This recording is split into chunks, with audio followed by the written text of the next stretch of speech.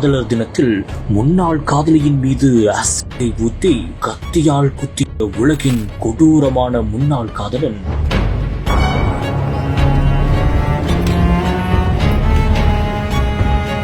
தன் திருமணத்திற்காக ஆசையாய் தயாராகிக் கொண்டிருந்த இளம் பெண் தன்னை காதலித்துவிட்டு வேறு ஒருவரை திருமணம் செய்ய போனதால் ஆத்திரமடைந்த முன்னாள் காதலன். ஆந்திர மாநிலம் அன்னமையா என்னும் மாவட்டத்தில் ஓர் பேரதிர்ச்சி சம்பவம் அரங்கேறியுள்ளது.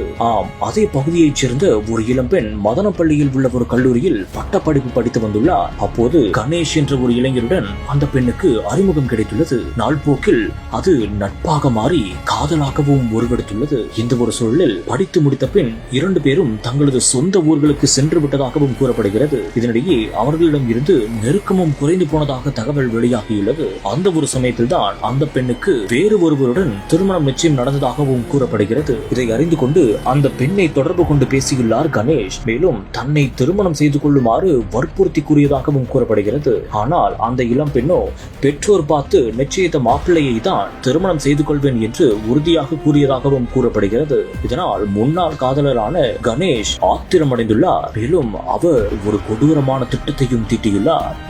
அந்த இளம்பெண் தனியாக இருக்கும் போது அந்த பெண்ணின் உயிரையே பறிக்க வேண்டும் என்று கொடூரமான திட்டத்தை போட்டுள்ளார். அதன் அடிப்படையில் காதலர் தினத்தின் அன்று அந்த பெண் வீதியில் தனியாக சென்று கொண்டிருந்த போது திடீரென்று கணேஷ் மடக்கி பிடித்ததாகவும் மேலும் கத்தியால் குத்தியதாகவும் கூறப்படுகிறது. அந்த சமயத்தில் முகத்தில் ஆசிடையும் ஊற்றி கொலை முயற்சியில் ஈடுபட்டு வெறியாட்டம் ஆடியுள்ளார். இதனையடுத்து அந்த நபர் அங்கிருந்து தப்பிச் சென்றதாகவும் கூறப்படுகிறது.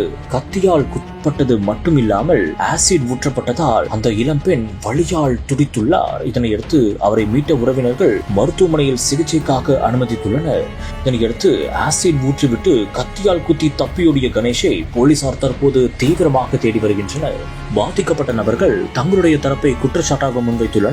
இது குறித்து குற்றம் சாட்டப்பட்ட நபர் தரப்பில் விசாரணை செய்தால் அவர் தரப்பு என்னவென்று தெரிய வரும்.